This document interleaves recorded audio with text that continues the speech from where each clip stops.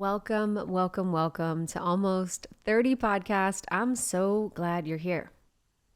Truly, it's a joy to have you. Thanks for choosing Almost 30. We know you have 5 million podcasts out there to choose from, and there's usually a reason why you found us. So we're so glad you're here. Been doing this for about 7 years now. We are actually best friends, and this show has been kind of a mirror for our own evolution, and the community that's formed along the way has been just incredible to connect with. So here we are. We love you guys. It was so much fun. We got to be with you recently at the class. So Lindsay and I are huge fans of the workout experience called The Class by Taryn Toomey. Natalie Kuhn is another fave with them. They've both been on the podcast, and we got to do community events. So we did one in Los Angeles and we did one in New York City, and it was just really beautiful to move our bodies together. And I think especially for us to bring a workout and experience that's so aligned with us, it was just great to connect with people.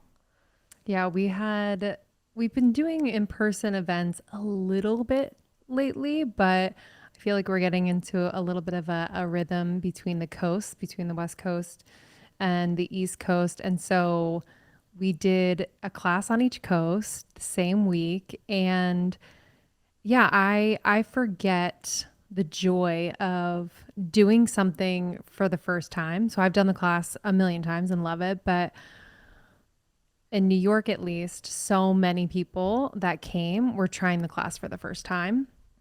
So I was just like giddy with excitement because I know how powerful the practice has been for us. And so to see people experience it for the first time was just so cool. It's a cathartic experience. It is incredibly embodied. It's emotional. It's fun. It's celebratory. It's very deeply inward at times. So just an experience that I think when paired with just this idea of working out is the best of both worlds. So yeah, the New York crew was very fun. Some people hadn't even listened to the pod, which I also very much appreciated. Hey, nice to meet you. They're like, sorry, who are you? And I was like, absolutely. Yep. Yeah. I was like, I'm nobody actually. Yeah, keep me humble. Who are you? That's what I would do. Who are you is the thing. In my It was very typical sweet. avoidance. It's so funny. Like, it's like, there's like a type of woman that's like older that does that. That it's like my mom vibe where it's like, who are you? Should I know you? I've had people say that to me. They're like, should I know you? I'm like, no, you shouldn't. Absolutely not. In our crew, it was so fun. Like, one of the girls that was there, she brought her sister and her friends, and they cruised in from WeHo. And sometimes it can be tight, like with traffic, to get there by 5:30. And so, you know, when you're in traffic in LA, you just come in like in a fucking puff of stress. Yeah. And so it was funny because they didn't know what to expect. They were coming in a puff of stress. And then we were just moving and dancing and having so much fun. And this girl that came, she was younger. And so she was kind of like the Gen Z lingo, which makes me so happy. She's like, Krista, you are a bad bitch. And I was like, yes, I'm a bad bitch. Like, I was like, full 30s, just like, yes, bad bitch energy. Like, so funny. I've been taking that with me wherever. But Pixie led it, which was really, really great. And we got to do like a really groovy summer playlist. I think my intention for it was to really celebrate summer and really step into like a pleasure-filled summer with fun and just high energy and just to enjoy being together and moving our bodies, because I think we all deserve a little bit of time off of the self-development, personal growth game this summer, and a little reprieve from all the work that we've been doing, a little reprieve from all the reading, from all the podcasts, except for this one. You can keep this one forever. And just all the things that we've been doing, and just like enjoying our lives, enjoying the work that you've been putting in, enjoy the inner work, enjoy the outer work, and just have fun. I think that's a part of it, you know? Mm-hmm. Yeah, that if we're not actually enjoying it, it's what are we doing here? Mm-hmm. But yeah, thank you to the class. It was such a blast. In New York, we had a theme around cancer season, not the depths of emotion part of cancer season, but really just that aspect of like taking care of ourselves as like a mother would, you know? So just being like super connected in a way that it's like, what do I need right now? Do I need to have a fucking good time and like put down or close my laptop and, you know, go to happy hour? I don't know. But it was more so just that like we can tune in and take care. We don't always need to be at the mercy of kind of the buzz around us at times. And I think in New York, especially, that can happen. So it was really, really fun. And what's cool is that everyone who came to the class and now you listening are going to get a free 30-day trial of the class digital studio. And they do such a good job. The class digital studio during the pandemic and beyond for me has been so major. I love all of their instructors. I think they do an incredible job of leading in a virtual way. The in-person is unreal, but the virtual really rivals it. And so you can get 30 days free by going to theclass.com/almost 30, theclass.com/almost 30. Beautiful. Enjoy that one.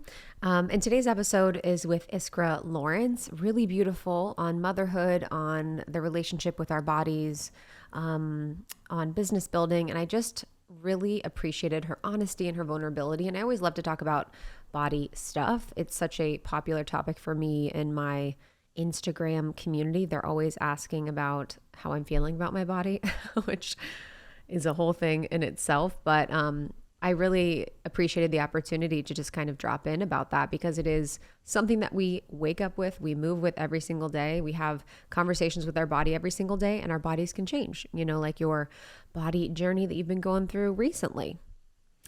Yes. So I'm pregnant. If you've been living under a rock, I'm pregnant. But yeah, it's been a really interesting experience. I feel like I've been someone, at least in the last, I don't know, I would say 7-8 years of my life where I felt pretty embodied. You know, I felt like I had an appreciation for my body, a reverence for my body in the way that I would exercise and eat and all the things. I wouldn't say it was perfect, but I think overall, I've just gone through a season where I'm like, amazing body, check, cool. I'm cool with you. And then when my body started to change, specifically in the first trimester, it's such a funky time. I was feeling just not great. So physically and mentally, it's just kind of it's an unknown every day. You might feel nauseous. You might feel really low. You might feel low energy. And so when my body started to change, even just a little bit, I think the little bit of change that started to happen freaked me out the most. Like if I look at this whole experience, I think in that beginning stage of like, oh, am I ever going to have this body back again? Like it really just hit me where I was like, oh, wow, that's actually a fear of mine. Like I kind of had to look at that. I brought it to therapy for a few sessions because I definitely think there's this perception or what you see online of people who get pregnant, have a baby, snap back to whatever body, et cetera, et cetera. So there's this kind of underlying pressure or expectation that I think I took on as my own. And then just like teasing out, do I trust my body? You know, do I trust my body through this process to do what it knows how to do, to be resilient in the timing that it's meant to be resilient, not in the perfect quick timing, but just in the timing that it needs to be resilient after this really intense process of growing another human being. And what my therapist said, which has really shifted me, and it's really simple, but she's like, you will never have that body again. And she's like, it doesn't mean that you might not look like that again. She's like, but you will never have that body again. Like this experience is completely changing your body, like on a cellular level, on a spiritual level, on an energetic level, yes, on a physical level. And your ability to let that go actually welcomes the experience that you're in now, which is pregnancy, to be as full and embodied as possible, and also welcome in the new experience of whatever's to come after you have the baby and as your body evolves and changes and, you know, does as it does after baby. And it just really hit me that I was holding on like so tightly to that old bod and so afraid to lose it. So since then, it's been an experience that I would like characterize as like very much in gratitude.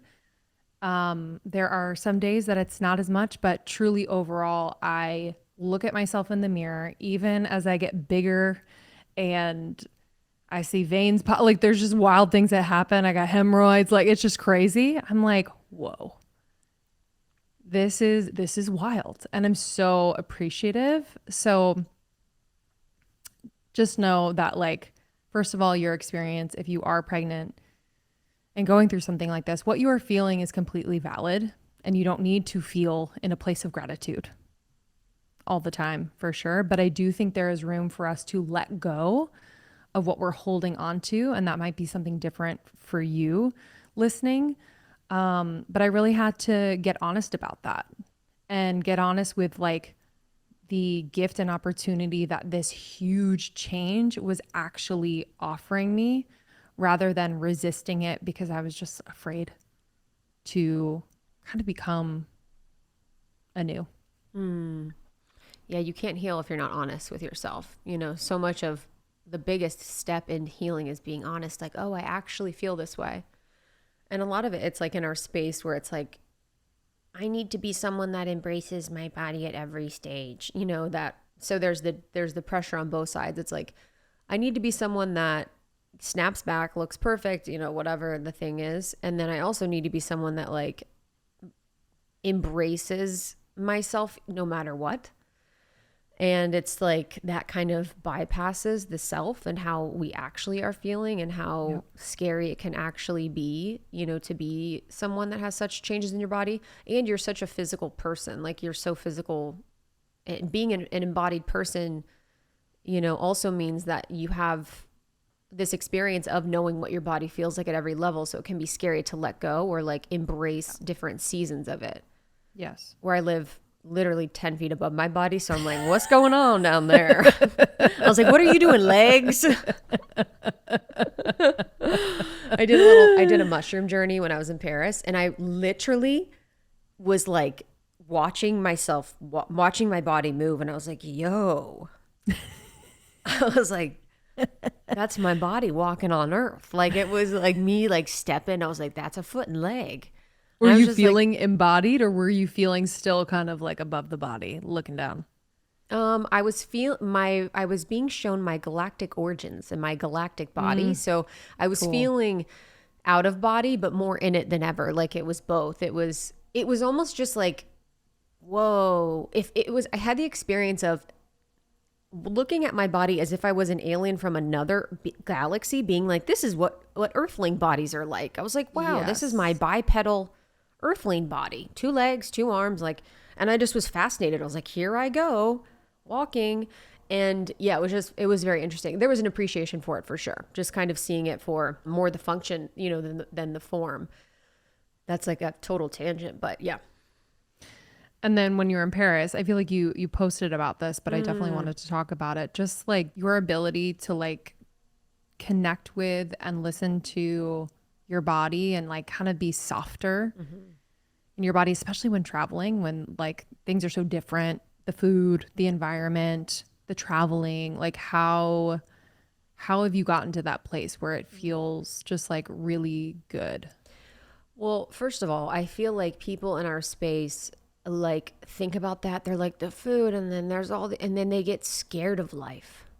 It's like, yeah, there's also the delicious food, you know, there's also the experience, there's also the new people, there's also the new environment. So we kind of think about the negative mostly. And it's like, I just kind of roll with it all. Like I just am like, okay, here we are, we're going to figure out what to eat. Here we are, we're going to figure out how to move. And it was beautiful because I think on this trip and the trips I've been taking recently to Europe, it's like I was thinking about back to myself maybe 6 years ago or something, and I would have found a gym and I would have worked out at that gym every day. I would have been like, where's Barry's Paris? How can I get a hit workout at Barry's Paris during my stay? And like, I obviously don't do that anymore. And so just to move my body through walking, rest when I need to rest, like be more present with the food and really enjoy like the beautiful food when you're outside of the United States and how incredible it is and how much better my body responds, like is just so nice, and being able to really be in the moment. But I will say that I do still do a lot of the practices, my sort of grounding practices, and it feels more helpful than it feels like a punishment. Like I don't feel like I'm doing this because I need to stay on my routine. Yeah. It's like, no, I bring magnesium every time I travel because it feels really good. It helps me sleep. It helps me stay regular. I drink AG1 in the morning because I don't really know if I'm going to be getting all of my greens. I do like my meditation or my tapping or whatever it is, just to make sure that I'm feeling really good, just to make sure I have energy to experience and enjoy life. And I think I've really just moved to a place of like, how can I really enjoy this as much as possible and not have such a focus on the body and how I look? And I think when you get older, dude, you're just like, this body is like amazing, and you just kind of embrace it a lot more. But I do remember being on trips a long time ago, and especially when you're on trips with women, I think when you're on trips with women and you're in close space, it can be very easy to compare. And I think it can be very easy to compare like what they're eating, what they're not eating, what blah, blah, blah, blah, blah. And you just got to pull up out of that because you don't want to be in that sort of mindset. That's just, not fun for anyone. But practicing body love as an experiment for people, if they want to create a container where it's like, what would it feel like to not have restrictions, or to be more fluid, or to work out less, or to just stretch every morning, or to get my workout through walking? Like, how would that look? How would that feel for me? And I think it's a really beautiful experiment for people to use the container of a trip to see what it would feel like to live and be more intuitive. And I usually feel a lot better. My body usually responds, really well to that. So yeah, it was incredible. And I feel grateful to be at a place where I feel really good in my body in this moment. Mm-hmm. Yeah, I think sometimes people come back from trips and they're wondering why, like, they're tired or they're kind of feeling a little off or unfulfilled. It's like looking back at the trip, did they really allow themselves to be there? To like just kind of have that fluidity, like have the structure that you need to feel really good, but then have that fluid, especially with food and experiences. And maybe you're going to bed a little bit later. You were saying that you like would sleep in. Oh my God, I was stay up later. In bed at 4 a.m. and I would get up at 2 p.m. I mean, it was never in the time that I've known you. Iconic. I was like, high school Krista is so fun. Back. That was my favorite part. But it was interesting because I stayed on the schedule pretty much in LA. So the time zones, I didn't even really shift my time zone at all because we would go out and whatever. And, in Europe, they're kind of moving a little bit slower in the day anyway. So it was actually perfect. So from a jet lag perspective, I didn't even change time zones, which was really nice. So I never had jet lag there. I never had jet lag back, kind of rocked with it. But what I will say about traveling, last thing that I do that I think is really helpful is fasting whenever I'm, flying home, because I'll travel internationally good amount, maybe once a month. So it's like, I won't eat the entire flight and the travel time. Sometimes that'll be 24 hours. Sometimes it'll be less. Most of the time it's less, but it feels really, really good because you don't want your body to be digesting when you're on a flight. There's less oxygen. It's really hard to relax. It's really hard to like get enough fluid because you're going to be so dehydrated. So when you eat, especially the airplane food, that's really just not the best. It can feel really good to allow your body to have that break and give yourself an opportunity to like do a little fast or just kind of not eat for a little bit when you're on the go. And I think that's really helped me to stay more grounded and get better sleep and feel less jet lag. Yeah. I subscribe as well. Yeah. Sometimes the flight attendant's like, are you sure? Oh like, gosh. no sun chips? She's like, are you going to be okay? I was like, I don't want your nasty yogurt and bread roll. Like, and I was like, this flight's 10 hours and it's 8 p.m. I'm like, I don't need. Yeah, go to bed. I don't like, ugh. And there's something that's so like disturbing about sitting on with a little tray with a screen in front of your face? Everything's gray and you're just like unwrapping your meal. Yeah, dude, I can't. Like a little piglet. Ugh. Barf. Rock on if that's Honestly, your flavor, but let me know. Just do your thing. You do your thing. I'll do my thing. We'll all just do our things. So the body conversation leads us into the conversation we get to have with Iskra today. She was so cool and kind and beautiful. Yeah, and I just had such an amazing time. I felt like this was girls hanging out, and I felt like there was so much value to her story and everything that she shares. And she's such a heart-centered being. So she is a mom as well. So we got to talk a little bit about that, her body journey, etc. And I think you guys are really going to love this one. If you are an Iskra community member, welcome to Almost 30. We're so glad to have you for this conversation together. Mm-hmm. She is also the founder of Saltair, which is a really beautiful skincare, body care line. They're just so yummy. But she's incredibly dynamic, very, very real. If you're not following her on Instagram, you must. She is at Iskra, Iskra.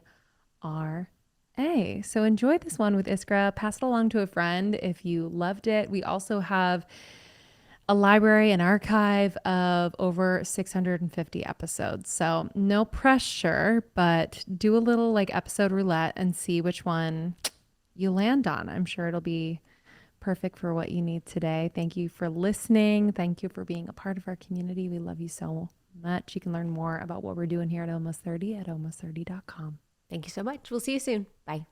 I was in Target the other day because we had a barbecue to prepare for. We were going over to our friends on Sunday, and I picked up a package of June Shine to bring over, and I wanted to tell you about it because it was a freaking hit. Okay. I picked up their canned spirits. So they have these like incredible canned cocktails, and I got the rum Mai Tai. Sean loves a little rum. And then I got a package of the vodka mule, and someone requested tequila, which I understand. I can't do it right now while I'm pregnant, but I totally get it. Got the tequila margarita, and everyone was like, wait, what is this?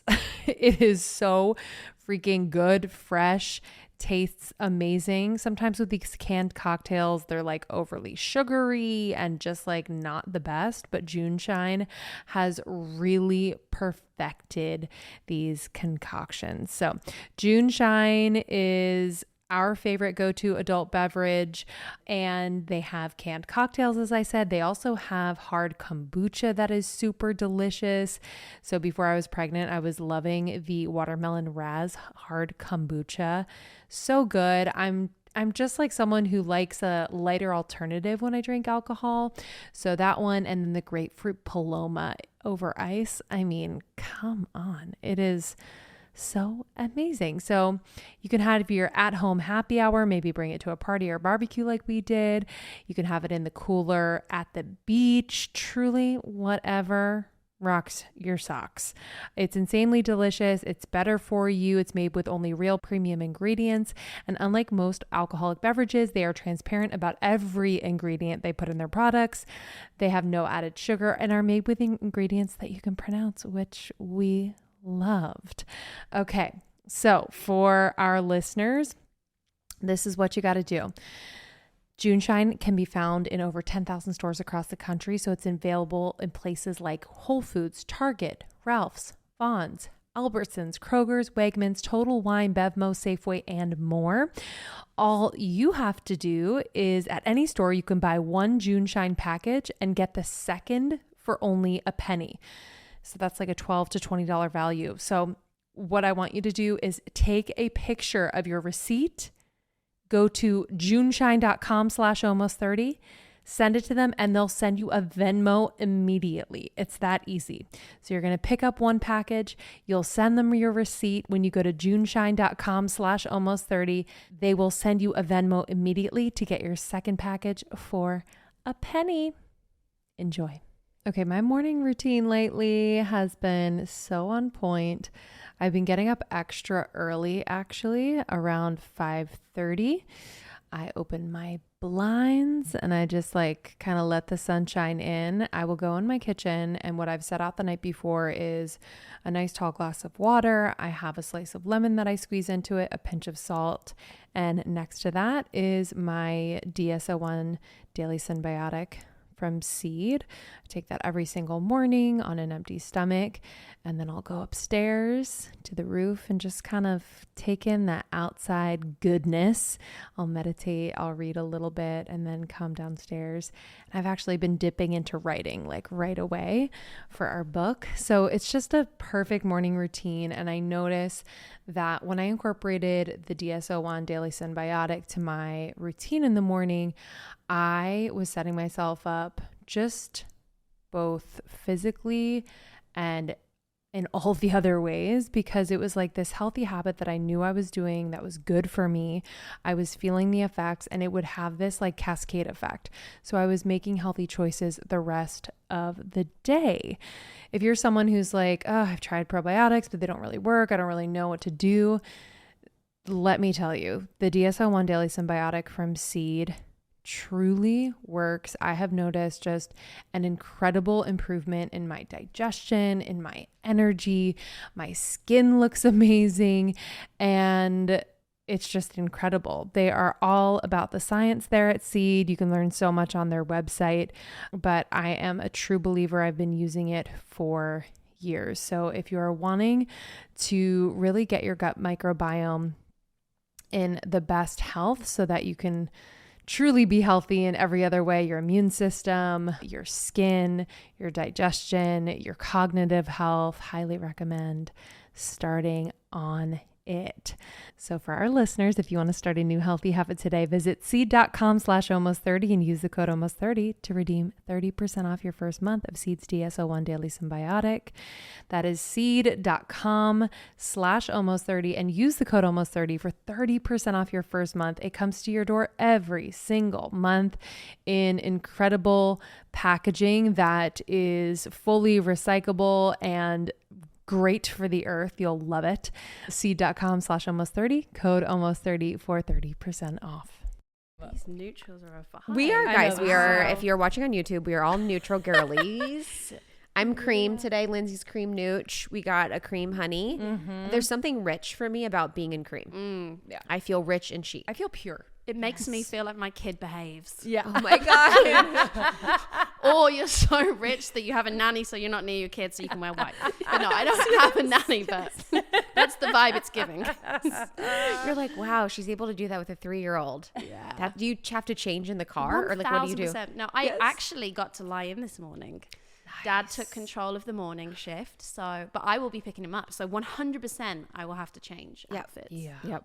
What is that? What is that conversation with your husband? Like, do you have an straight agreement? up? I hate mornings. I'm not a morning person. I've watched all those videos about being that girl that wakes up at 5 a.m. I've watched the moms who have 6 kids. And I'm like, that's not me. Yeah. I have tried. I really did. There was a period of 3 days where I got up at 5 a.m. And I just said, Philip, I hate this. I'm obsessed it's not with that. me. Yeah, I completely hear you. I truly think there's I don't know if it's like a genetic disposition, but there's truly, I believe it, morning people and night people. My ex-husband was like that. He was like, I'm just a night person. Like, you just need to accept it. And after being together for so long, I'm like, oh, you truly are. For sure. And I'm the biggest morning person of all time. But the it girl routines that we all know and see on YouTube or Instagram or TikTok, it's like, guys, it makes you feel bad because it's like they're making it seem like you can just switch it on. I just think it's lame. And it's all people that most likely don't have kids, like are kind of the same age bracket, like they're early 20s, like getting up at 5, green juice, matcha, journal, and the clock tick, oh my god. They all have the same clock on the computer. They're like, before 7, I've already sold all my properties and done Amazon drop shipping. Yes. Done a face mask. Day of the life of an influencer, and they have the little puffer eye things on. Drank 3 different types of matcha something. I actually would love for you to do the routine that's not the morning person routine. I know. You should. I really should. It's just liberate like people. Rolling out of bed, barely can see. But no, that's a partnership, right? Like, luckily, and I'm lucky. I don't know what happens when you're parenting and both of you aren't morning people. Woo, that would be tough. Philip's great. Philip's all about that.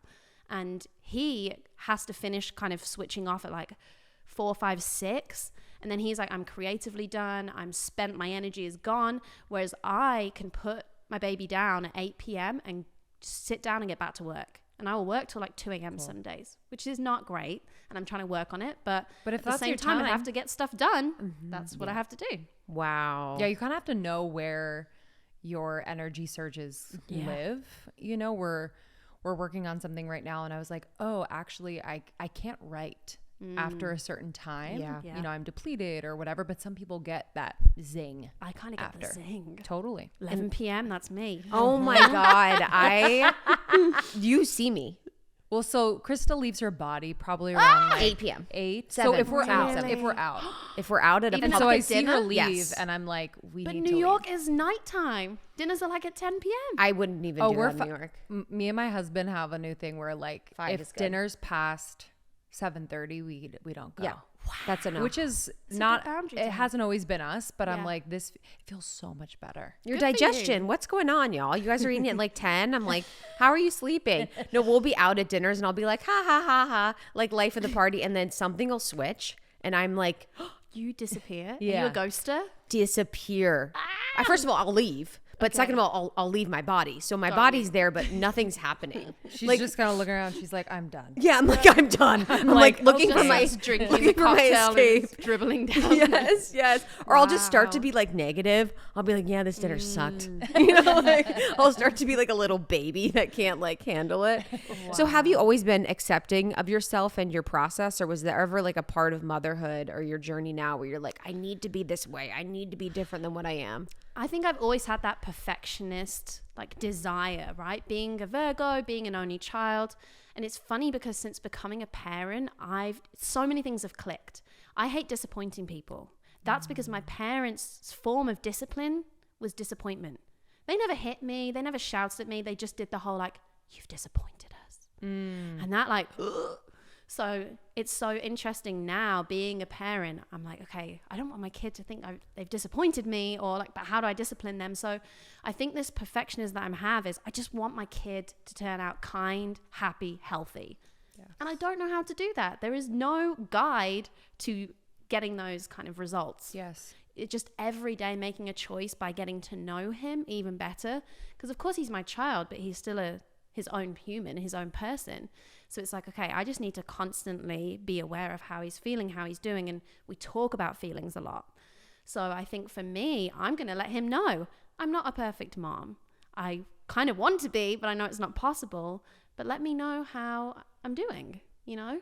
How are you feeling? We try to at dinner nearly every night. Me and my husband will be like, how are you feeling today? How is it like? And we do it to each other, and we do it with our son. We like include him in those very kind of adult, deeper conversations, so he feels valued, and hopefully he'll be able to talk about his feelings and his emotions. Yes. We recently had a conversation with Dr. Shafali, and this sounds exactly like, you know, that conscious parenting approach where, you know, your child is an individual and also a soul that came here and chose you. And it's not about controlling them. It's not about making them into what you want them to become and being so protective of how they get there, but rather, you know, getting to know them. And that controlling is tricky, right? Especially if you're in a public environment and other parents judge you. Of course. Yes. That's one thing. I've even caught myself as a mom judging other people. And now since becoming a mom, it's definitely like, and sometimes it's heightened because I'm like very aware someone else has told me off for, I don't know, the position of the seatbelt or this or that, and then other times it's lessened because I'm like, oh, she's just doing her best. I remember being at this indoor play place, and there was a mom and she had 2 kids, and they were definitely both under 3. And, you know, the baby was really young, maybe like 6 months old, and it was screaming and it needed diaper change. And then the other kid that was there that was maybe 3, he wasn't happy and a toy broke, and they were just screaming. Both of them were just screaming, and she was just panicking. And I wish that, and I obviously said to her, like, it's okay. You don't want to be patronizing. It's really hard to know what to say in those situations, because you want to offer help without making her feel even worse. I don't think she's capable. It's like, I'm not trying to make you feel like you're not capable, but I know this is freaking hard what you're going through in this moment. And I can see you're panicking, worrying about what we're thinking. I'm not judging you. Kids cry, kids scream. And what are you going to do? So yeah, there's just so many layers. And I think that's why that community and that village is so helpful, because when I do go for play dates with my girlfriends, they can jump in, right? We call it zoning. You're just zoning. Like, so if I'm the only one of my friends now with one kiddo, the rest have 2, and our other friend has 2 on the way. She's gonna have 3. She's got twins. So it's like, we love hanging out with each other because it just takes the pressure off it all being on you. And just that, judgment from other people. It's like, no, I'm here with my tribe. Yes. Yeah. What is that zoning? Sorry, what does that look like? So it's like, some of us could be sat down and maybe like I'm on duty and there's like 5 of them running around. Got it. So we let other people like sit and chill and enjoy, and then someone will be on like, okay, I'm zoning the 5 kids, or someone will be like, I've got the left side, or just so you, or like the playground, there'll be blind spots. So maybe you have to split up and make sure someone can see the kids. Yeah. There's like one playground in Austin, and the way it's laid out, you have to like run under the playscape. So it's like one of us kind of has to be on one side and the other one has to be on the other, in case. My son has done this. He was just climbing up a ladder one day, and he was high. I want to say he was maybe like 12 foot in the air, and he just turned his body around and jumped off. I was like, and I stood right there, but I didn't even have time to like react to it. How did he get down? He just jumped down. He fell. Wow. And he was okay? He was fine. He was fine. But it was just like, but if he'd landed in a different way, he would not have been fine. And that's the mother's brain. Yeah. You know what I mean? You're like, he was fine, but what if? Well, for sure. A dad came straight up to me. He was like, wow, I'd be like praising my son for that. That's so brave. I wish my daughter jumped off him. I'm like, no, you don't. What a ridiculous thing to say. That's a horrible thing to wish. Right? You're like, just let her be. Yeah, who was I talking to? Oh, my friend Shalina Ayana, Rising Woman. I was talking to her the other day. Her and her husband were over. And I was like, is it painful to have your baby out in the world? She's like, it's so painful. Yeah. It's so beautiful and it's so painful. And he was like, I was like, what do you think? He's like, I just want to protect her. He's like, I just really want to make sure she's okay. And I'm like, that's the difference of the woman is like the fucking heartbreak open. Right.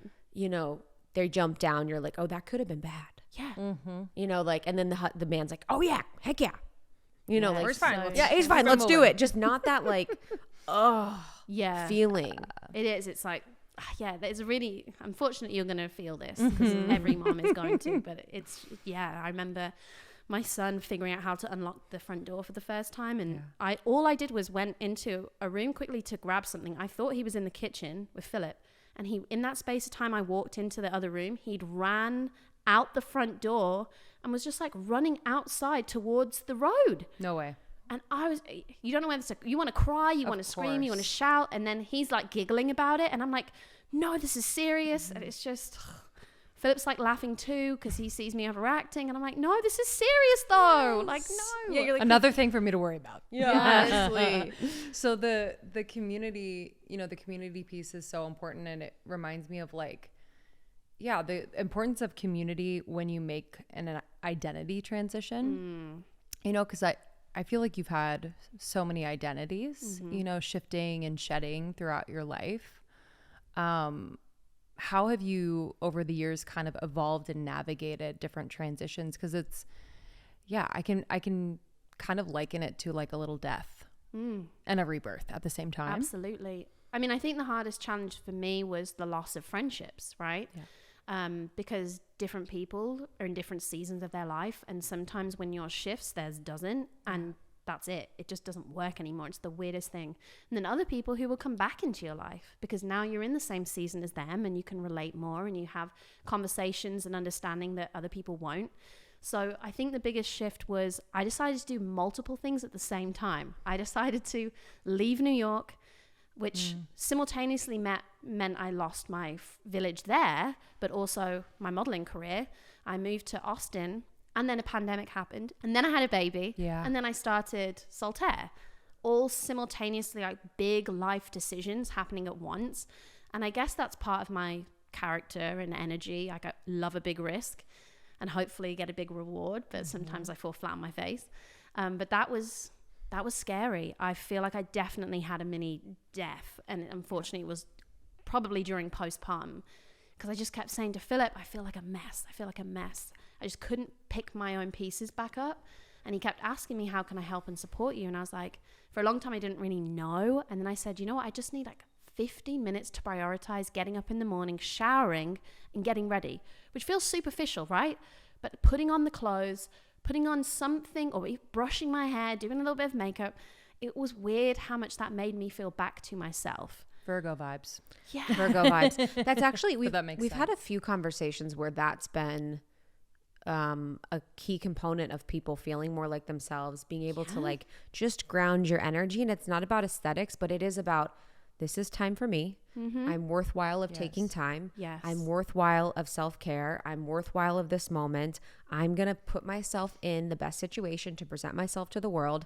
I literally never ever do this, but I understand what it takes to get ready because I'm a absolute disaster most days. But when I am a disaster, I'm like, wow, I'm really not telling myself that I'm worthy of the time. Work is more worthy. My projects are more worthy. This is like everything is like above me getting ready for myself. And there is such a beauty in that, especially as a mom, because I think as a mom, you're like, this is the very absolute bottom barrel last priority for me. My family's above it. Everything else is above it. And I also really love that too, because it can be simple. You know, I think when we think about that, it's like you moved, you had this transition, you did all these things and you took all these risks. That is so much.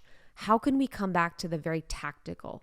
What is one thing I can do for myself today that's going to be simple, that's going to be easy, that's going to help me shift and transition into feeling like I'm someone that has it put together? Right. And I think that act of looking in the mirror, I've done a lot of work throughout the years with people about their self-esteem and self-worth, and giving yourself eye contact is really powerful. You have to get to know her again, you know, especially if you're feeling lost. That like eye contact, one of the most powerful things I ever remember doing during my recovery was it was for this documentary I was filming actually, and I had to give myself eye contact and talk to my 15-year-old self. Like imagine I was speaking to my, and I mean, you can't not cry and break down. It's just, I feel like we don't do enough of that work. Yes. Because it's like you said, bottom of the barrel. And that stuff is so important, especially when you're giving everything to other people. Okay, when are we going to take the time back to prioritize where I'm at?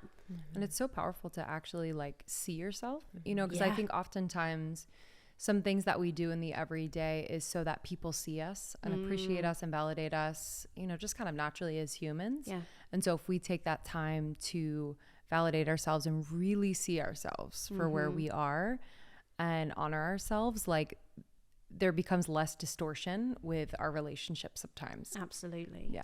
So your recovery for An eating disorder. Yeah, I'd love to talk about that because you mentioned perfectionism. And I'm like, how does this all work together? Yeah, it all feeds into it. So when I was younger growing up, I was so inspired by the modeling industry. I was that girl who watched America's Next Top Model like it was the Bible. You know, I just ingested everything, all those messages about body image. And now I love that we're coming back and everyone's, you know, disrupting that. But at the time it was just like, okay, this is what I need to do to become a top model. And I ended up entering L Girl Search for Supermodel when I was just turned 13. I took the pictures when I was like 12. Had my mom, and she was so supportive, right? She knew this would make me happy. It seemed so fun, and there was so much life experience from it.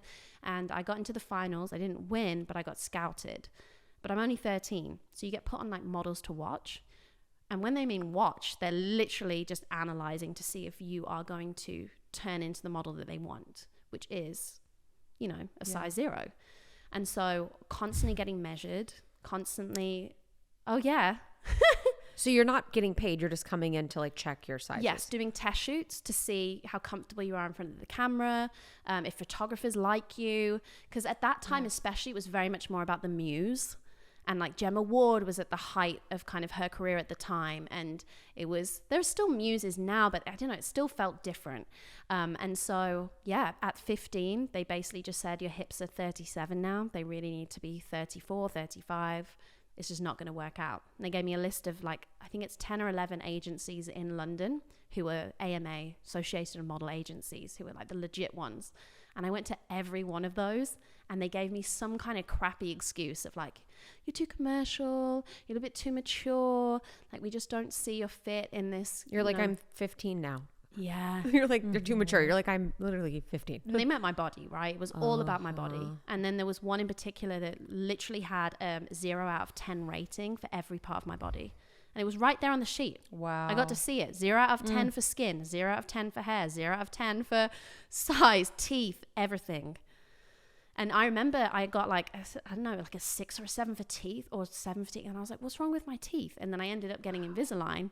And it was completely unnecessary because when I went and got the Invisalign, they were like, we've measured your teeth. They're 98% perfect. Why do you want Invisalign? I was like, I have to get Invisalign.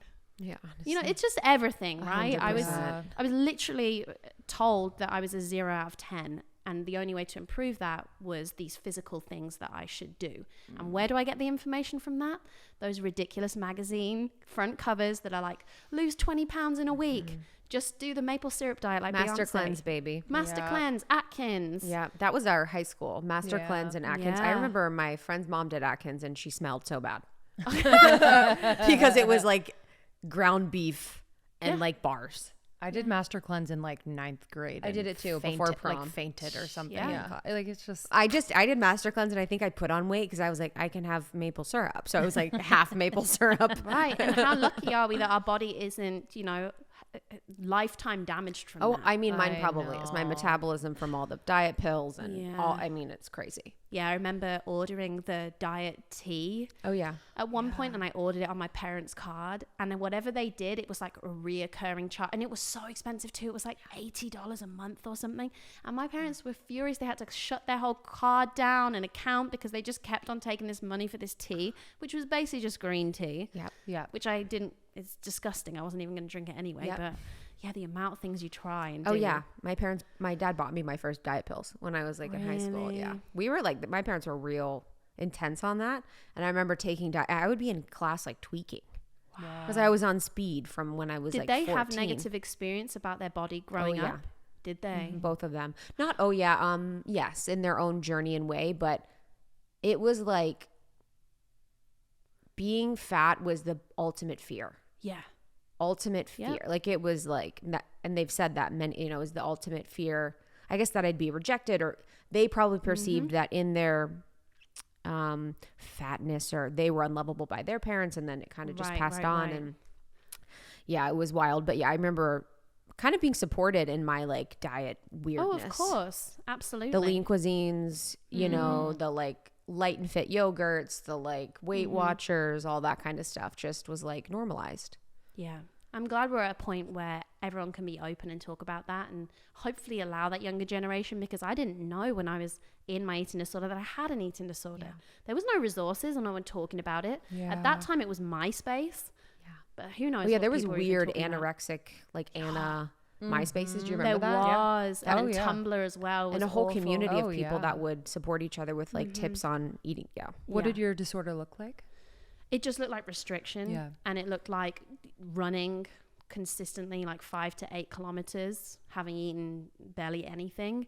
And just that whole mindset of like, calories are the most important thing. That's Yeah. all I care about, that I need to burn more calories than I'm consuming, and I can't eat these, or if I do, then I have to make sure that I burn it off. And there's a lot of disordered thoughts and a lot of body dysmorphia. So looking at my body and bearing in mind I'm probably like a US 6 to 8, maybe, if that's 6, like at that point, and just pulling my flesh back and wishing my body was slimmer and thinking that I was huge and disgusting. And having a friend, weirdly, I was also in a negative relationship at the time, right? I had a relationship from the age of like 15 and a half to 21.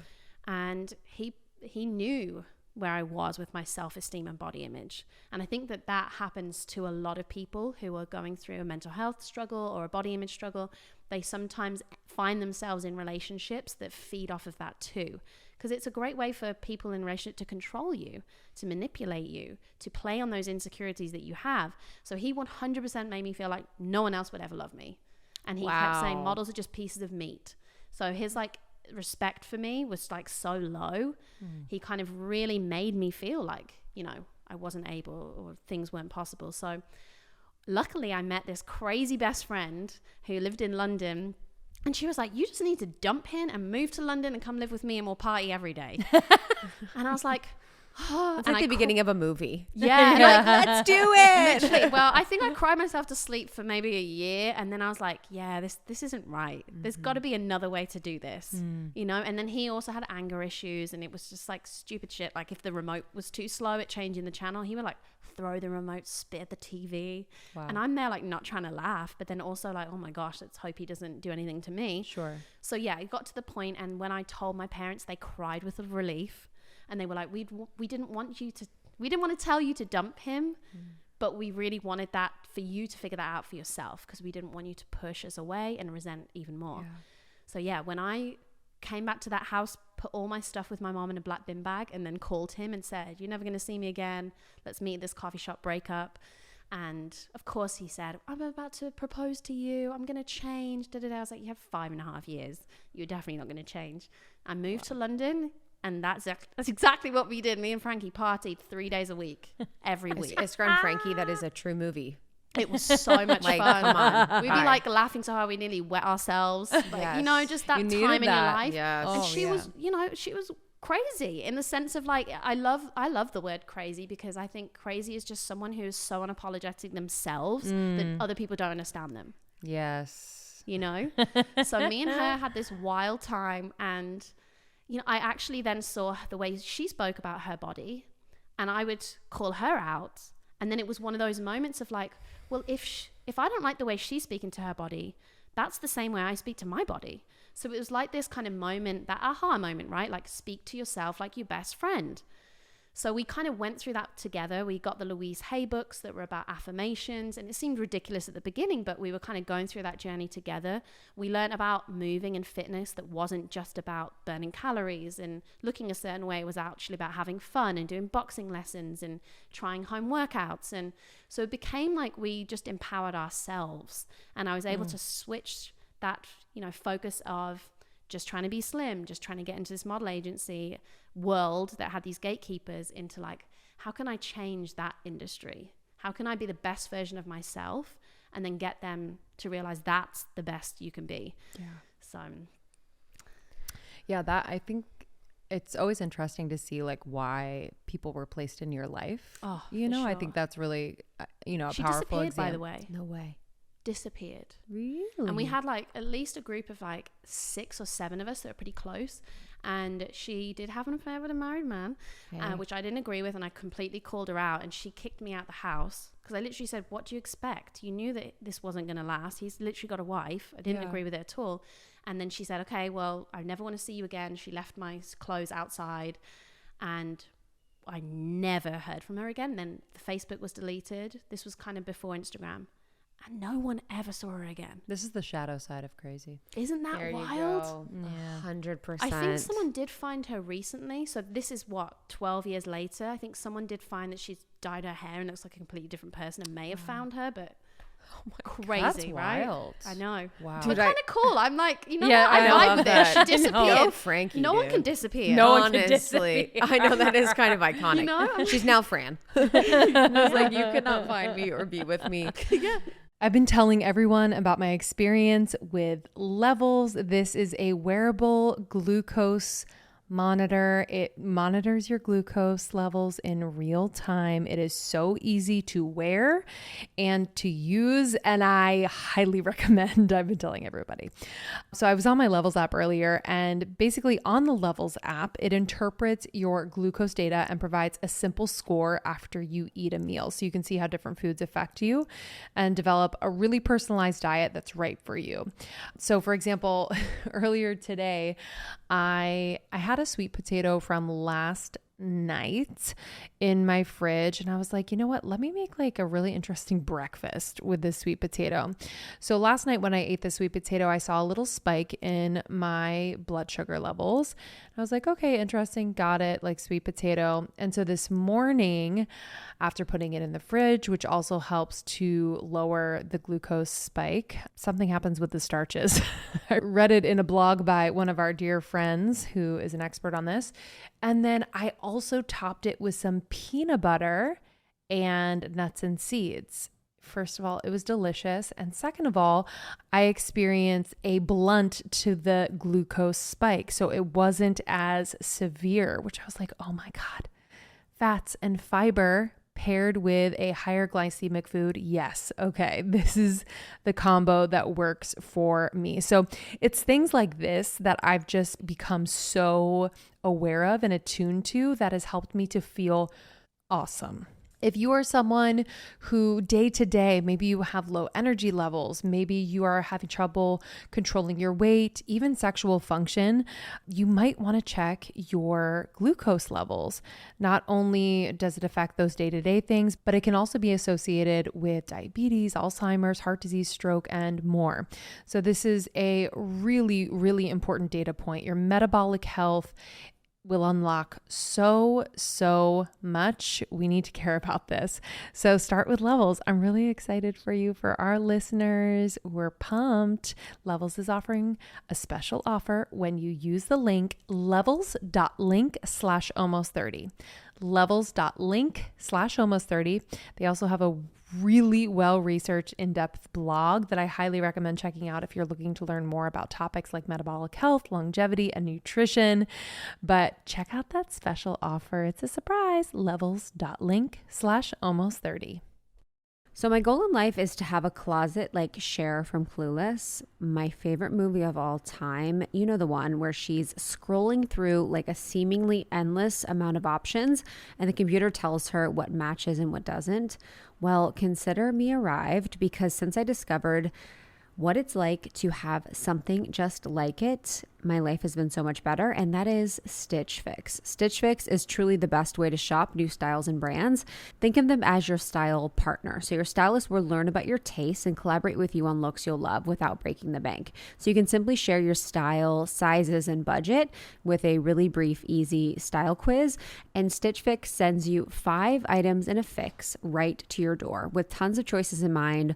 All sizes from XS to 3XL, you can find your perfect fit. So you can try everything on at home, which is really easy. I love that component where I'm like, okay, I'm going to try it on at home. If I don't like it, I'll send it back. And your stylist actually learns from what you send back, which is so easy. So you can order a refresh if needed, or you can just get really regular fixes. I usually do this quarterly when I want to refresh and I want something that I wouldn't have picked out for myself. And it's been so incredible. Stitch Fix feels like it totally gets me. It feels amazing to have a stylist. And it really just like has the wardrobe that evolves with your lifestyle. So we've got 25% off for you, which is really exciting. You can go to stitchfix.com/almost30. So when you keep everything in your first box, you can get 25% off that entire box with stitchfix.com/almost30. That's right. stitchfix.com/almost30 to get 25% off your entire first fix from Stitch Fix.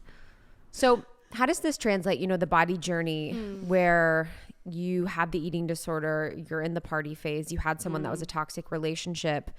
Where were you able to kind of turn a corner with it? I think it's because I surrounded myself with the supportive people that saw me for more than just my size. I even started dating this guy that was much older. I didn't know at the time, but anyway, I managed to check his ID and was like, Did he lie? 1973. Literally. Did he lie? He didn't lie outright. He just goes, I'm like the same age as David. And David was 31 and he was like 39. Oh my God. I was like, that's not nearly the same age, but okay.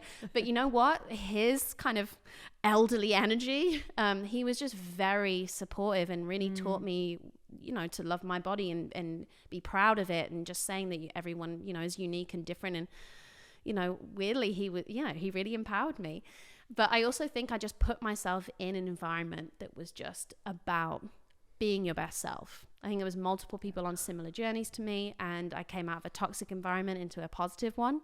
And then modeling industry wise, I was able to get the balls to just cold call clients and undercut agencies and get these bookings directly. Wait, what? Yeah, I just hustled a little bit. Wow. That's so sick. Yeah. Give an example. So for example, Tesco's, it's like the equivalent of Walmart-ish. I basically was like, do you need models? And they came to me direct instead of going and getting agency models. Because they save money too. They save money. They loved working direct with me. I kind of, obviously looking back now, I should have had a contract about the usage because they're still using those photos. Oh my God. I have so many friends like that where they're like, I'm on that fucking thing still. Even you were on, Lindsay's on stuff still. You're like, dude. It enabled me to go back to that agency and say, hey, I have these direct clients. I'll give you 20% if you sign me. So that's what I did. That I kind is of so baller. played the game. And I was lucky because there was a new booker and she was a curvy black woman. And I will say black women have supported me so much throughout my career, and they even support Saltair in such a beautiful way.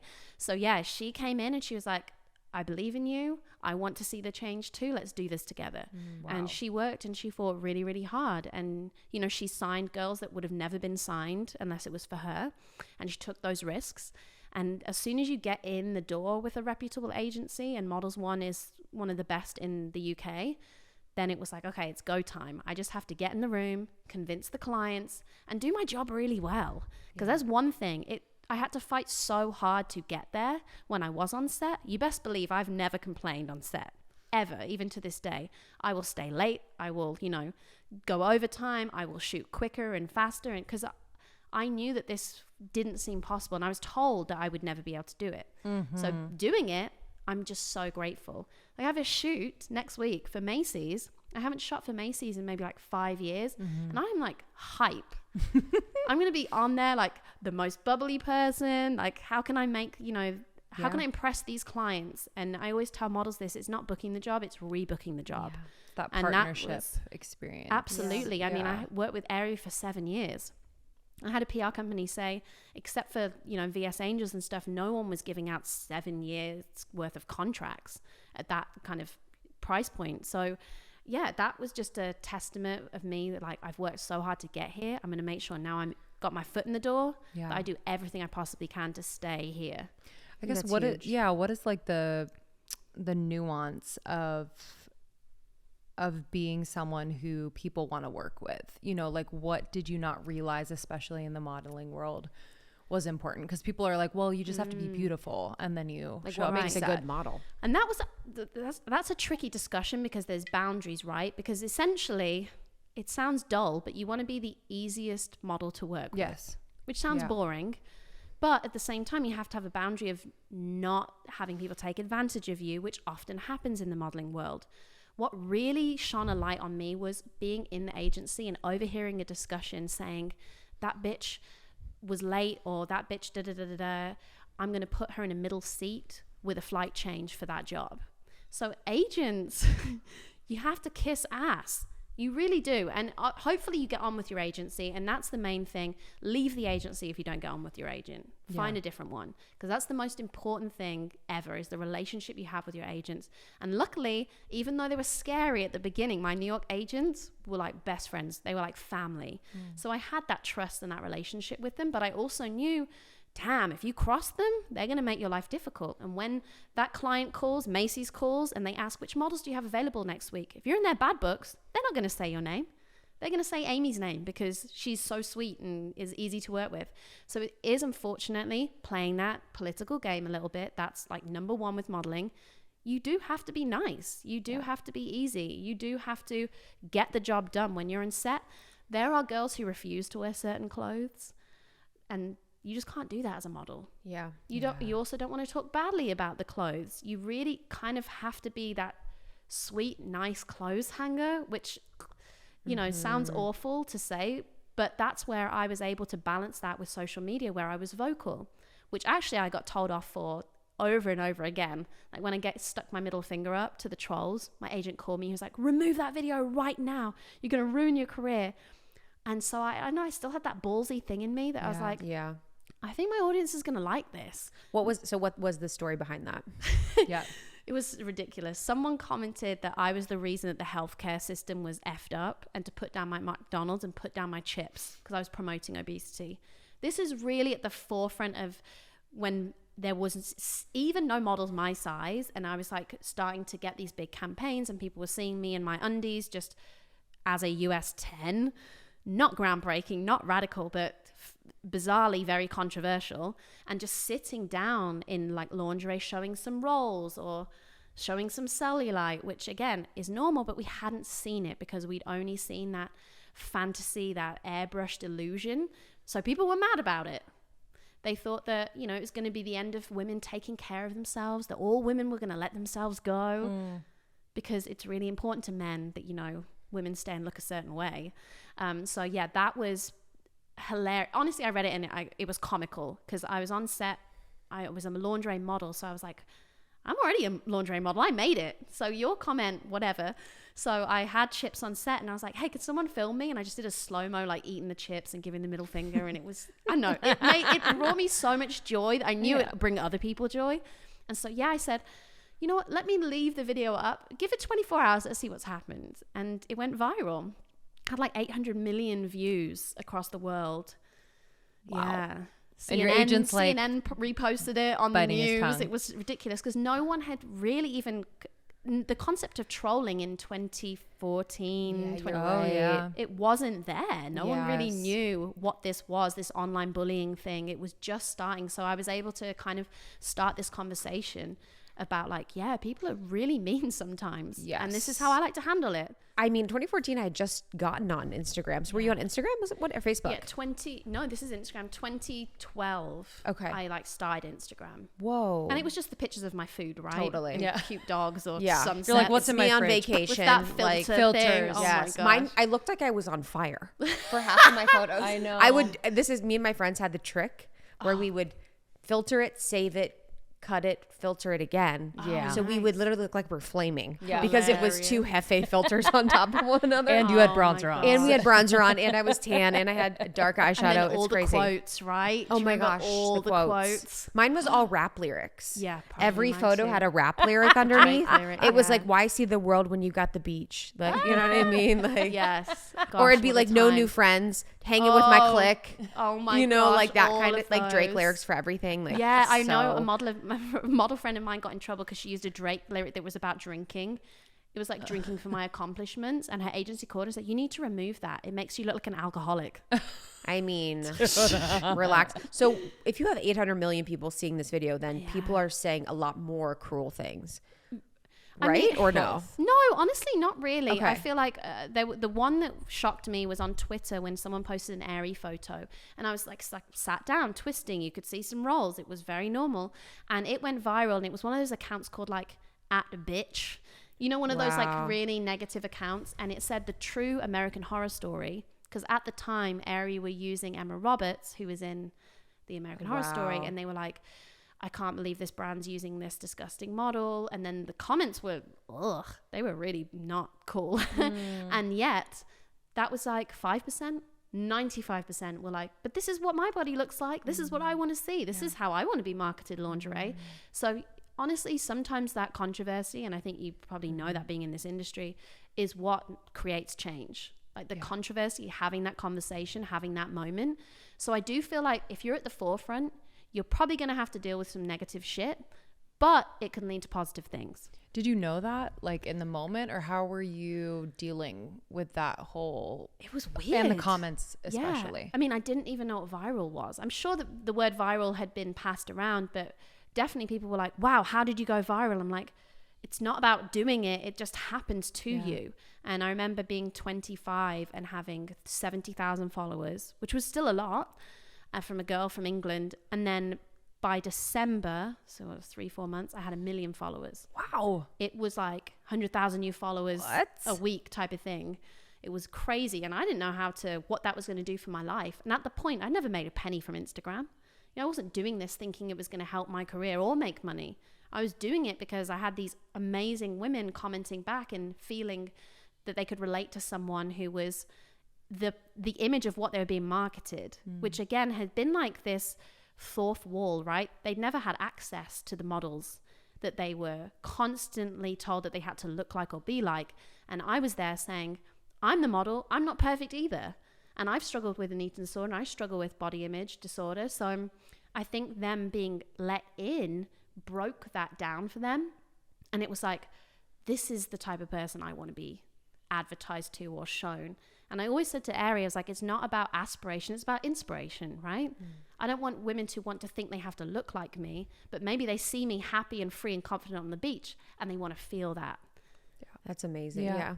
I love that, because I think in our space too, as influencers or content creators or whatever, it's like, I always think about that. I'm like, I don't want anyone to see anything that I'm doing and be like, I want to be that, or I want, like, I don't want, that's actually the last thing that I want. I want you to be closer to your path and your blueprint and what you're supposed to be. And I want to make sure that what I'm doing isn't is importantly me and my expression, but I don't want people to want to be me. So I really love that distinction. But I think you have that depth with your podcast that people are able to see that. And I think that's what's so important. When people say we want relatable content, it's just letting people in to know that you're not perfect, right? Because it's really hard to continuously flick through feeds and think, wow, they've just got all their shit together, you know? And obviously there's certain images and certain things that perform better on social media. And when you're in the business of social media, you have to kind of have that balance of leaning into that, but also trying to let your audience know this is a highlight reel. I am having to post certain things because this is what brands want to see. Yes. This is what performs well with the algorithm. This is what pays my bills. What are those posts? Bikinis, swimwear. And what's ironic is, yes, you get male people commenting, whatever, but women too. There's something about skin and Instagram. It's like the more percentage of skin that is shown, that video gets out there. Those pictures get out there. And with modeling, I was constantly in my swimwear. And I constantly had these beautiful images taken by the Aerie team that I was able to post. So that is much harder than a mom in the middle of nowhere who's in the freezing cold half of the year. How's she going to post a cute bikini picture every single day? Right. So I've noticed that on mine even. Like I have a small following, but it's like my stories. I'm like, it's like 4 times my views. If I've ever done. I've probably done bikini in like 4 times in my life. Right. And I'm like, how is this? Everyone's just fascinated and intrigued. Yes. Yeah, it is. It is. I think people are just like. But I wonder what I don't know the algorithm that well to know that, like, how can even new people see that? Yeah, are they like? Mine's when I post my husband. I think it might be because maybe when someone has less on, people zoom in to look because people can't help comparing. And then Instagram clocks how much time you spend looking at something. So I think that's what it is. I think people are just like zooming in and look, especially if you do like a bikini picture where you're lying down or something. People are probably zooming in for multiple reasons. See if you photoshopped yourself. To see like, oh, does she have cellulite where I do? Or I don't know what it is, but I can imagine that's probably what's going on. Wow. And also it's jarring as well. Right? Yeah. Like if you're, and I do say this to Philip sometimes, like, oh, I feel bad because I know someone could be on the subway. You know? Someone could be on the subway and then like my big ass pops up. And they're just like trying to take a commute to work. And I'm like, oh my gosh, that's why people unfollowed me today. They're just opening their page to show something to their mom. And they're like, oh my God. Here's like, and I'm so like unbelievably confident, you know, wearing somewhere, wearing my lingerie. I just can't get it through my head that to some people that would be jarring. That would be like, oh my gosh, oh, can't look at that, or I need to put that away, or this is inappropriate. But I think by now people who follow you I appreciate and I think there's such a beautiful balance on your page where you know we feel and see and experience the depth of you too. Thank you. You know, there's the humor and there's, you know, the in the moment like vulnerable sharing of like what's happening in your life and just kind of what you're navigating, but then also like just the honoring of your beauty and just like beauty in general. Like I think I really respect people. We interviewed someone yesterday who I feel very similarly about, because there's not this like deprecation, you know, I appreciate deprecation, but I'm like, I really love when people own like how beautiful they are, you know, and you can feel the resonance of it. Sometimes you can feel it and you're like, oh, that feels a little weird. But like with you, I just feel like it's empowering to me. yeah. And I think it's an ownership of not your beauty. It's your beauty's uniqueness. Yeah. This beauty is unique to me. And I love that I've been gifted, I'll use my words, by God with this unique version of what beauty is. You know, I think the people that we are attracted to that are beautiful, we love because they embrace the unique aspects of their beauty, not just like the standard. Because I've seen, and we all can see the standard of beauty, the standard of influencer, the standard of what, you know, the Instagram algorithm shows us as what's supposed to be hot and beautiful. And it's like, yeah, feels kind of lifeless a little bit, but when there's like a life element with it. But with your, just as the last thing on your flicking the camera off, you went on Piers Morgan. Yes. He's super spicy. Yeah. Especially he's for... gotten more and more intense and political through the years. But yeah, it was that trolling video that he wanted to interview me for. And I knew what he was like, but you still can't be prepared for that. I still have gone through my whole career. Generally, people who interview me, supporting me, want to hear like the positive aspects of what I do. His pure goal was to try and contradict and make you look invalidated. And so that was so bizarre that it is challenging in the moment because he's speaking over you. You don't even get to your point. It's really hard to just make yourself kind of heard. And so you feel completely used and vulnerable while you're having this interview. So yeah, he's an absolute a-hole, which I think we've all seen and know now. And that's not what interviewing is meant to be about. If you've asked me for my time and energy to talk about something, let me speak. What was the questions he was asking? Like, what was his point he was trying to make? Well, it was definitely, he was trying to say that women should wear clothes, you know. So there was definitely the aspect of like slut shaming me essentially. And, you know, what are you promoting to young girls, that you should stand there in your underwear and be rude and give middle fingers to people? And you're promoting obesity, saying that everybody should be able to, you know, be in whatever size body they have. It was very much that train of fat phobia and just the patriarchy and just so many levels of shit that the interview wasn't long enough for me to even just get to break all of that down. Yeah. So yeah, he definitely cut me off. It felt like it was meant to be maybe a 15-minute interview, and it felt like it was 5 minutes. Because actually, my parents, obviously they're going to be my biggest fans, they were like, you were doing so well, that's definitely why he cut you off, because he didn't want to then look stupid and for you to kind of win that debate. So, wow. Yeah, and that takes a lot of, I mean, for you to, I'm sure you've had like media training in some way or another. Yeah. But I mean, to be on live television with someone who is so bulldozing, it's like how to hold your own. Did you feel like, did you walk away from that conversation feeling like you did your best to hold your own, or were you like, oh, I can learn from this? And definitely felt I could learn from this by honestly just saying no in the future to moments like this, because I just felt like it didn't benefit the way I hoped it had, because the conversation wasn't even allowed to go there to make progress. So it was like, that was pointless waste of energy for me. And he just pissed me off. And so it definitely just taught me to have boundaries. Not every interview is maybe going to be a positive one. So yeah, just protect your energy and don't allow people like that to use you, because he was using me for his own benefit, right? To have a controversial conversation. That's not what I was trying to do. Yeah, there's a part of me that really seeks to have people, I'm like, if they would only understand. Yeah, you want to convert if I say it in the right way, you know, Yeah, like I've had to really be present with that part of me, that little girl that's like, okay, if I only say it differently, if I only say it the right way, if I only say this one thing, if I only say it in this way, you know, if I'm only nice enough to them, if I'm, you know, that's kind of like, okay, how can I get them to understand or see? Someone like that doesn't want to understand or see you.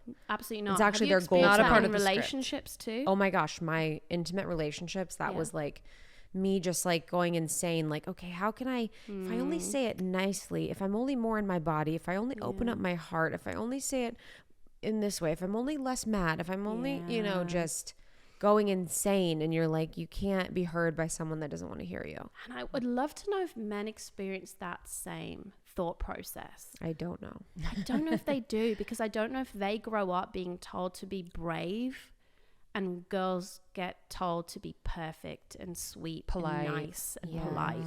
Yes. And so I have a son, so obviously there's work to do having a son.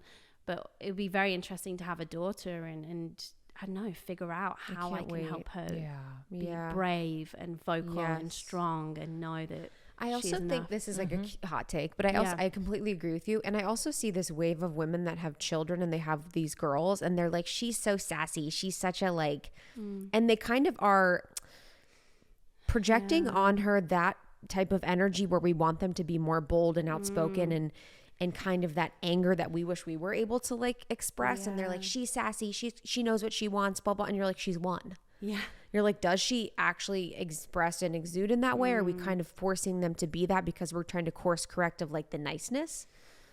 You know, because there's both. Like there is like super sweet boys, and there's super sweet girls, and there's super feisty girls, and there's super feisty boys. And that's what my dad's always told me, right? He goes, you have to parent how you parent, because that's what makes the individual. And if we were all raised the same, we would all be the same. And then the world can't have the sameness everywhere. So I agree. And I think I think what I hope for is that as females, just like this podcast, just like the communities that we're trying to build, is we shift the perspective that appearance is our main currency, right? Like generally, I know until I did a lot of work, the first thing I thought when I saw a woman, saw a friend, saw a new acquaintance is I wanted to compliment her on her appearance, you know? And I've had to unlearn that, because that shouldn't be the main currency which we give to each other and that we praise each other for. So that's something that I hope just as a female community, we can just that one little shift could change everything. Because men, you know, get together and they're talking about their wealth. They're talking about, you know, their triumphs and accomplishments and all these other things, or even their sports teams. I don't know. But women, we are definitely just sheltering ourselves by staying in that appearance bubble, which is hard. It's really hard. And, you know, I work with my mom through it all the time, because she will 100%, if her friend comes in, has lost 10 pounds. Oh my gosh, congratulations, you lost 10 pounds. What did you do? You look fabulous. Little do we know that friend could have been sick and ill, or, you know? Yes. So if you guys know me at all, you know I'm a nature girly. I'm someone that likes to get outside. I like to hike. I like to move my body. I like to get as much natural sunlight, fresh air as possible. It's been huge for my mental health, for my physical health. It's helped me with deeper connections and friendships, because I'll usually spend time in nature with friends. And for so long, I was wearing just like normal sneakers, like whatever I had around, trainers that I would also wear to the gym, and I would also wear hanging out. Like it was one shoe for everything. And I didn't realize until I got Vessi, they're amazing waterproof boots that are like the comfort of a sneaker with the grip and coverage of your foot of an outdoor boot. How incredible it would be to feel like I'm taking my outdoor nature life seriously. These Stormburst high tops are sick. I freaking love them. I wear them with the chunky sock and I look like the coolest outdoor girl of all time. It's very Instagrammable. I got the ones that are like a khaki color. They're like a dune beige, because y'all know I'm a beige girl. I love neutrals, and they just feel amazing. I also didn't realize how I would like avoid doing certain things in trails because I was afraid they'd get dirty. My other shoes, I was afraid they'd get wet. These Vessi shoes are incredible. So they have incredible waterproof shoes for you and the whole family. I love that. So many of my friends have children and husbands that they can buy Vessi shoes for, and they're just so incredible. So Vessi makes 100% waterproof shoes that look and feel anything but like waterproof. They look cool. So they're your favorite sneaker style, supercharged with waterproof technology and unmatched comfort. The most comfortable things, so incredibly comfortable, and they look sick. They're lightweight, they're breathable, they're vegan, which is really important to me. I'm excited for you guys to get some, because this is going to help you feel better in your brain and body by getting outside, by feeling comfortable in nature, and by being able to move your body with super comfortable shoes. So I'm really excited for you guys to try Vessi. It's vessi.com/almost30, vessi.com/almost30, and you can celebrate your best summer yet. It's vessi.com/almost30 and get your favorite dope shoes for hiking and outdoors yet. I guess what's an example, like how you've kind of changed how you interact with like your female friends or community when you first see them or meet them? Definitely. I mean, I try and avoid appearance-based, like literally physical things. So if you're still struggling, obviously talk about style, talk about clothing. You know, that is sizeless and you know, very neutral. Expression.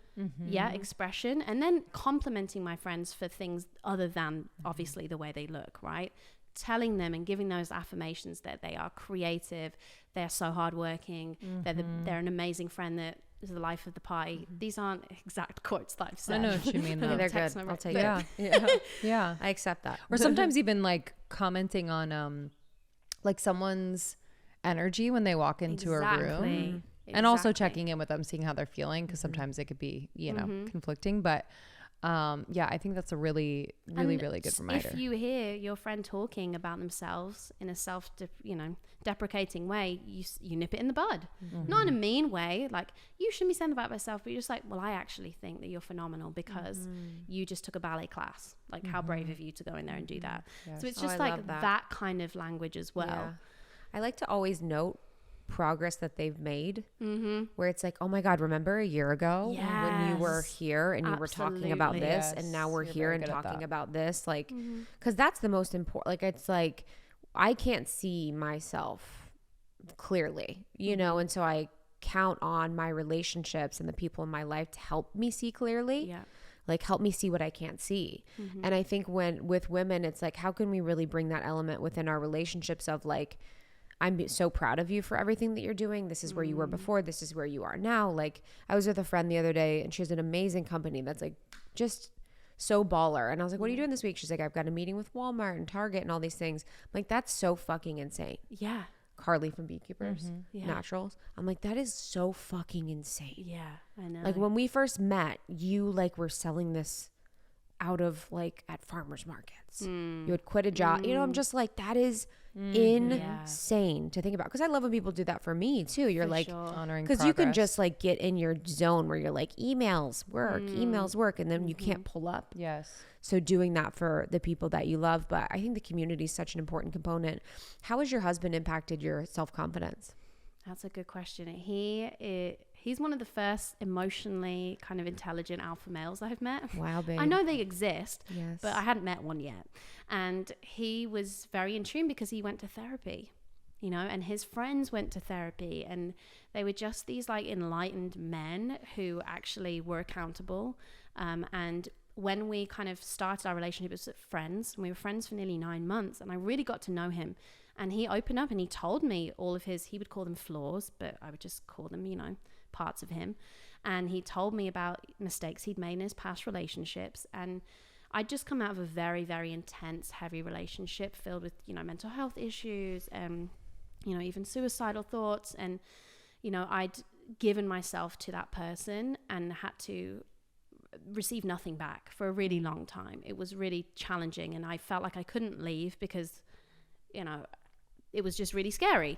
So I kind of... It's almost like you're manipulated because you're like, something's going to happen if I leave you. Yeah. And I would get phone calls and be in LA, and they would be like, I don't want to be here. Yeah, threatening. I'm like, I'm about to go on stage in LA. You're in England. What am I going to do? Wow. So that was, I very much from the day of meeting Philip, I was like, I'm emotionally unavailable. Yes, I'm single, but I cannot.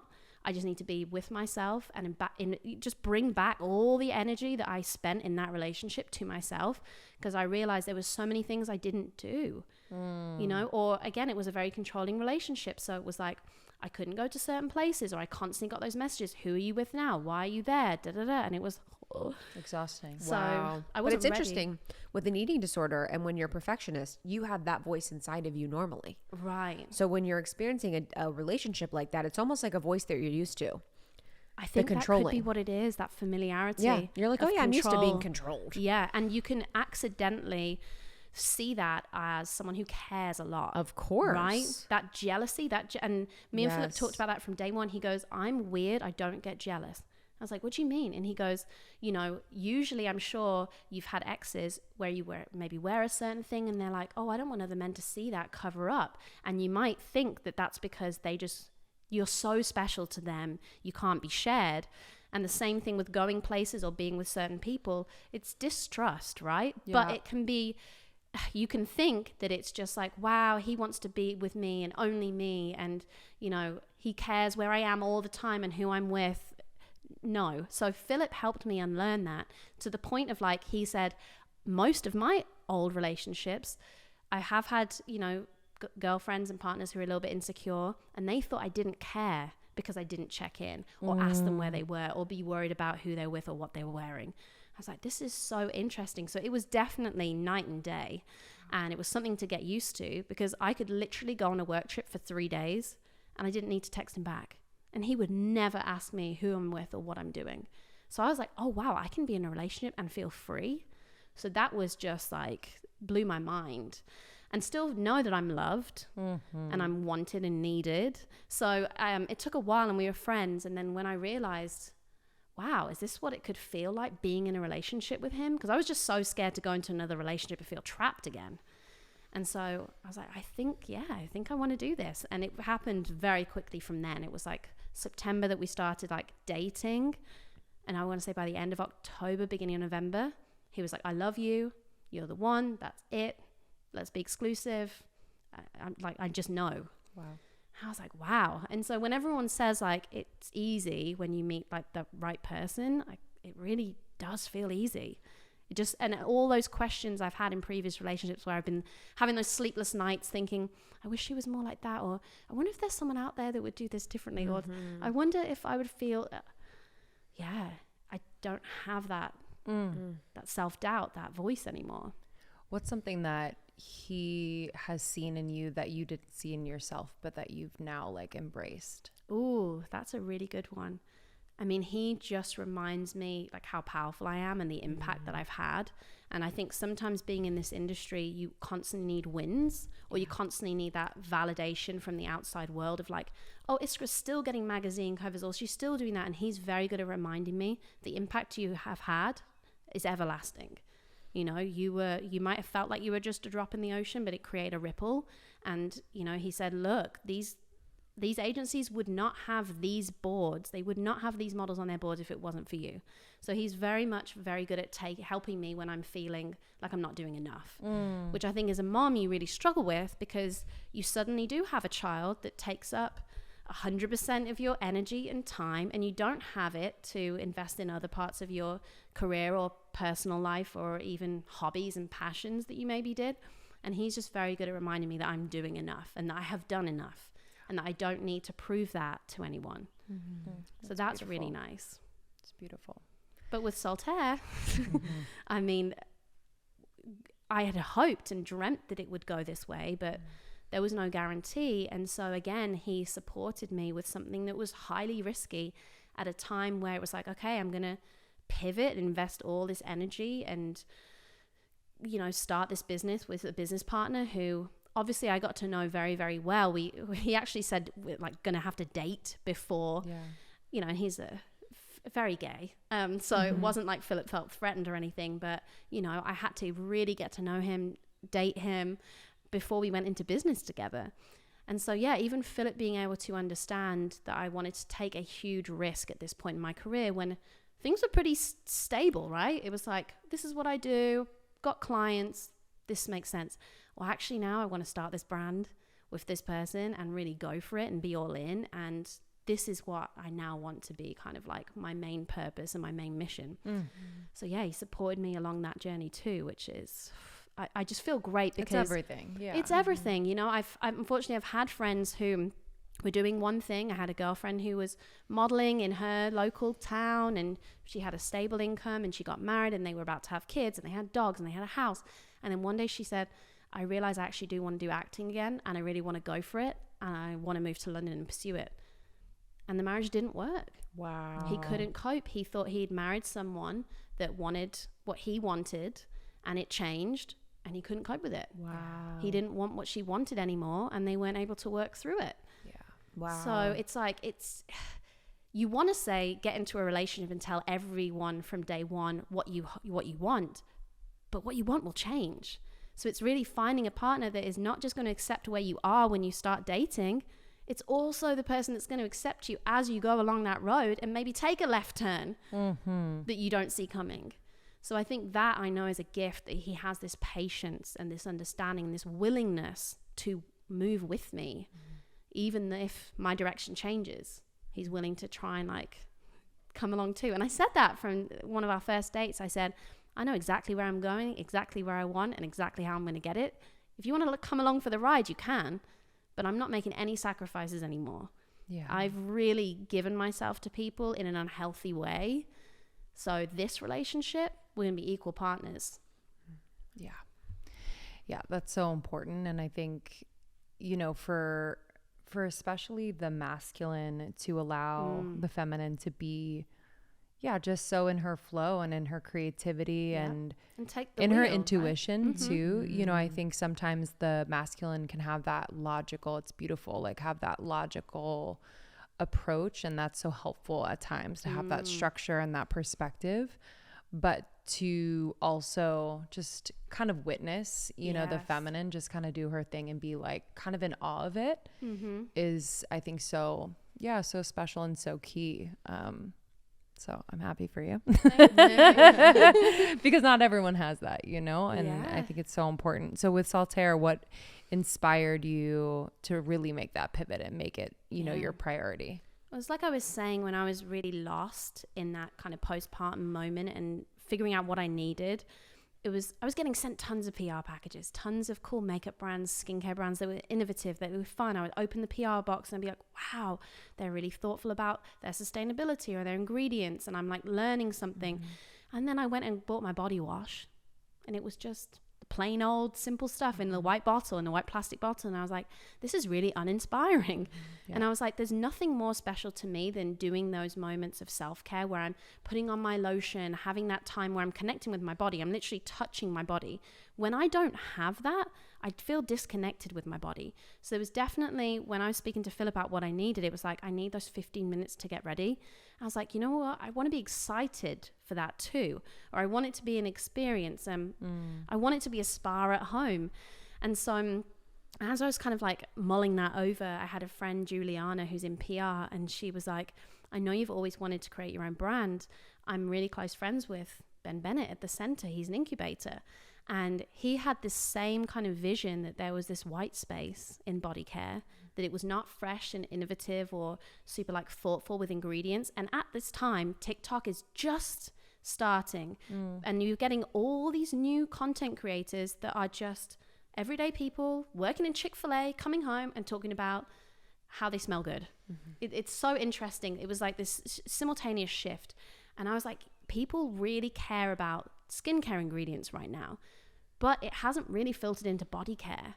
Like, people haven't really focused on what they're putting on their body, but they're becoming aware of it, and they're going to need a brand that helps them, you know, understand that and educate them and feel good about that.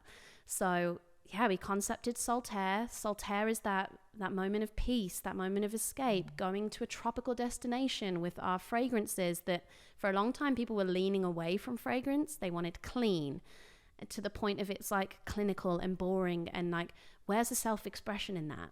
I see fragrance as a way to dress myself every day. Like, when I walked in, the first thing you talked about was like, wow, you smell good. Smell good, baby. You know, that's fragrance. Fragrance tells a story, and it 100% impacts your mood and how you feel about yourself. It absolutely does. And so lavender, boring. You know, there was just all these boring fragrances. So my business partner's Thai.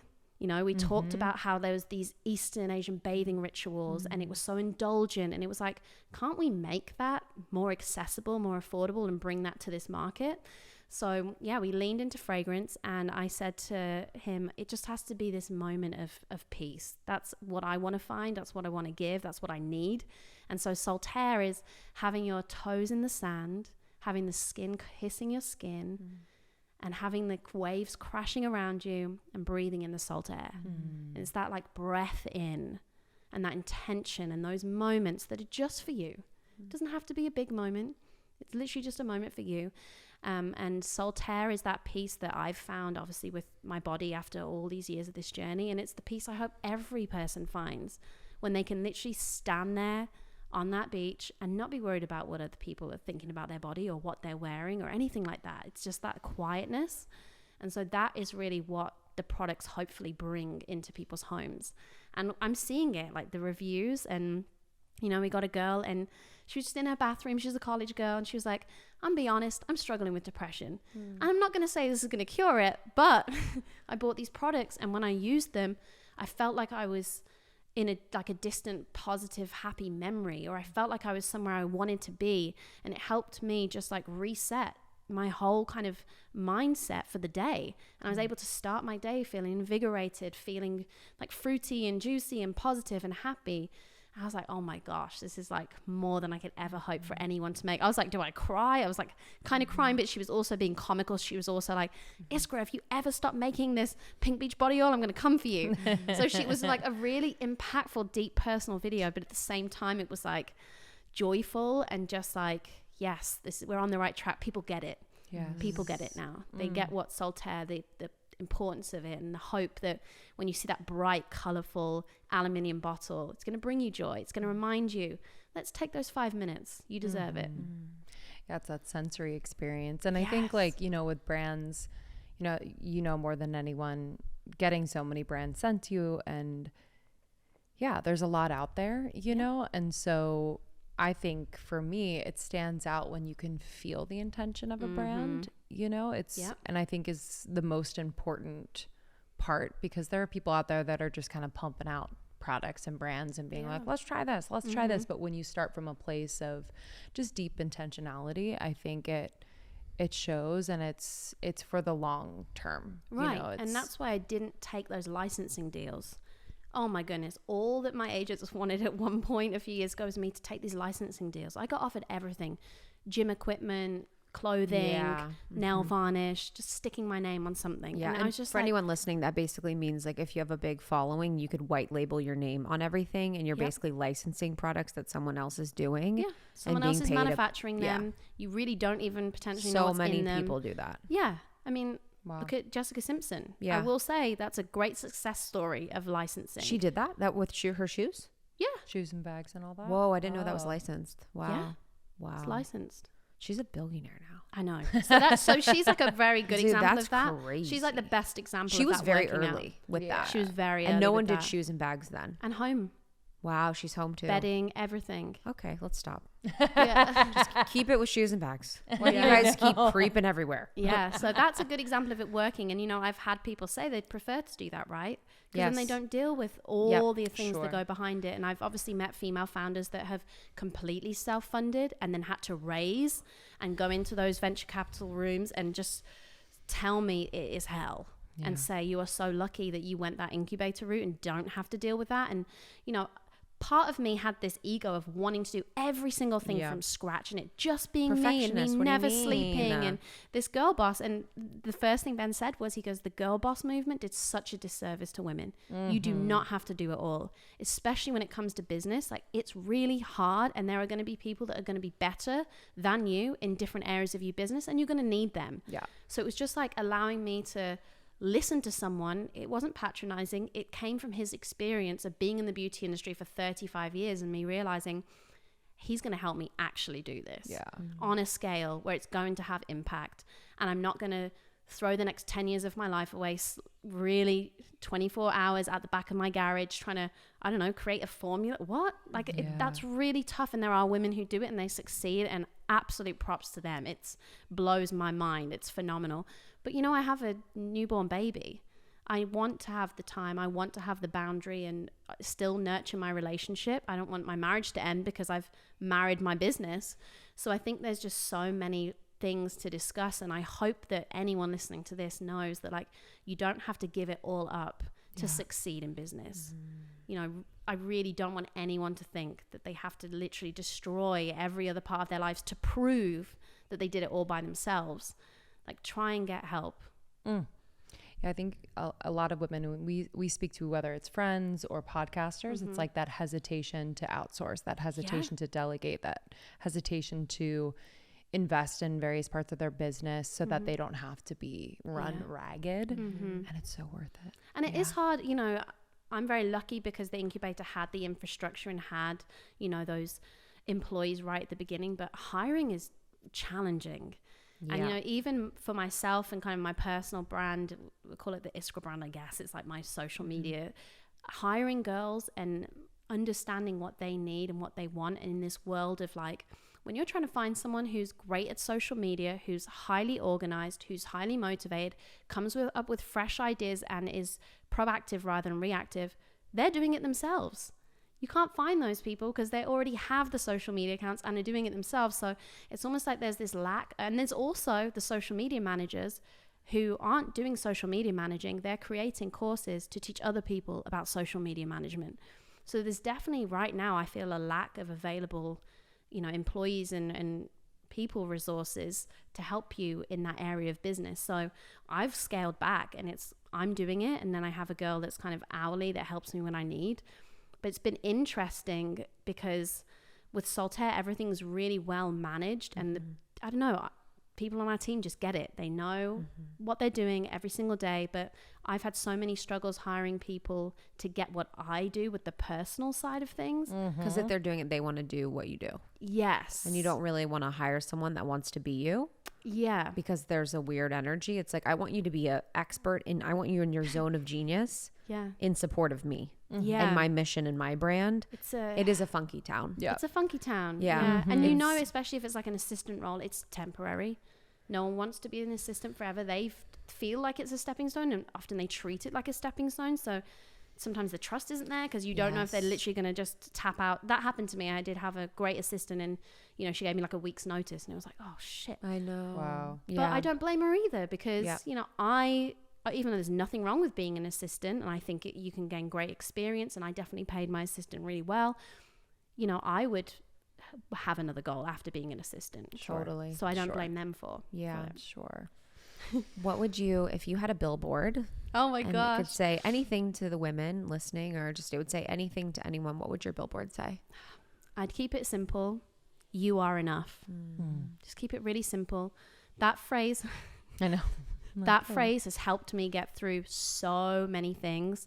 The perfectionism, the eating disorder, failures in my business or my personal life, even just relationships, right? Like the times where I've been sat there and, you know, had a partner that's going through such hard mental health things, he doesn't speak to me for 3 days.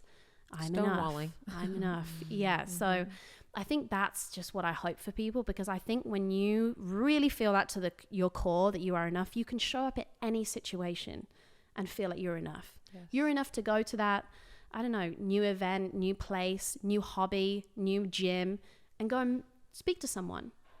I'm valid, you know, I'm worthy.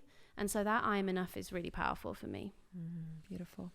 This has been so fun. So I'm so glad we could do good. this in person. Same. Thank you. I'm so glad we did it in person. Yeah, I was like, thank we're you going for to ask coming always over. we have to. I'm so different. I got to smell you. I mean, like I will say that that's a weird pressure owning Saltair So now. It's like I true. have to smell good all the time. oh, so Can you true. imagine if I showed up and someone was like, ooh, I mean, that's been us lately. We've been founder of Saltair's I'm like, BO. what is We've been stinky happening? girls lately. I don't know what We the need to deal get you is. some deodorant. Send some ASAP, like injected in my veins. It's been kind of weird, but this has been such a pleasure. I'm so grateful for you and so grateful for your time. And I felt like this was like the perfect conversation at the right time. So thank you for coming in. Thank you so much for having me. Hi guys, we love you. Thank you so much, Iskra. You can follow her on Instagram. It's at Iskra. It's Iskra. She has over 6 million followers. She has an amazing account. It's just beautiful, relatable, and deep. And then her brand is Saltair. And thank you to our sponsors for this episode. We appreciate you. You can find all discount information in our show notes. Again, you can learn more about almost30.com. Follow us on socials, on TikTok and Instagram, Almost 30 Podcast. You can find me at Lindsay Simsick. And I'm at ITSKRISTA. It's Krista. Thanks, y'all. We love you. Love you. Bye. Bye.